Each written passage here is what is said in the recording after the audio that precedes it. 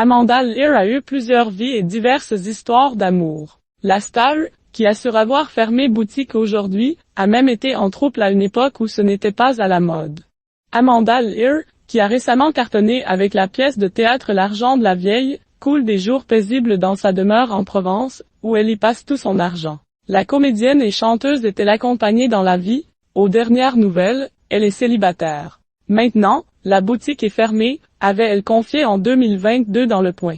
Auprès d'Isabelle Iturburu, dans l'émission 50 Inside sur TF1, elle avait évoqué sa vie privée et, notamment, la relation qu'elle a eue avec le peintre Salvador Dali et son épouse, Gala. Un ménage à trois façons troupe Le Point ont été tout à fait d'accord. Amanda Lear avait donc raconté son histoire avec le défunt peintre espagnol dans les années 1960, alors qu'elle avait tout juste 18 ans. C'était un ménage à trois. C'était simple. Gala était très amie avec moi. On était tout à fait d'accord, a-t-elle confirmé. Celle qui n'a jamais donné son année de naissance, elle serait âgée de 85 ans selon Wikipédia, a expliqué pourquoi la femme de son amant et pour lequel elle a joué le rôle de muse acceptait ce coup de canif dans le contrat.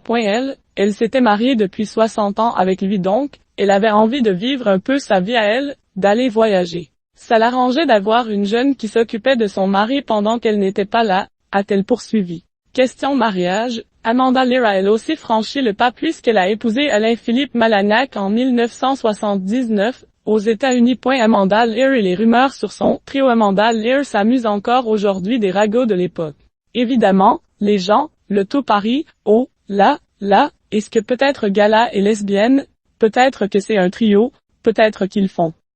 On les laissait parler. Voilà, avait-elle confié sur TF1. Et la comédienne vue dans Maison de retraite 2, qui était étudiante aux Beaux-Arts quand elle a rencontré Dali, d'ajouter que c'est l'artiste qui a fait le premier pas avec une phrase déroutante, « Vous avez la plus belle tête de mort que j'ai jamais vue ». Si elle a d'abord été furieuse de cette approche, un peu cavalière, elle est ensuite tombée sous le charme de ce type qui me récitait des vers de Garcia Lorca et me comparait à la Mélancolia de Duré, a raconté celle qui est, elle aussi, peintre.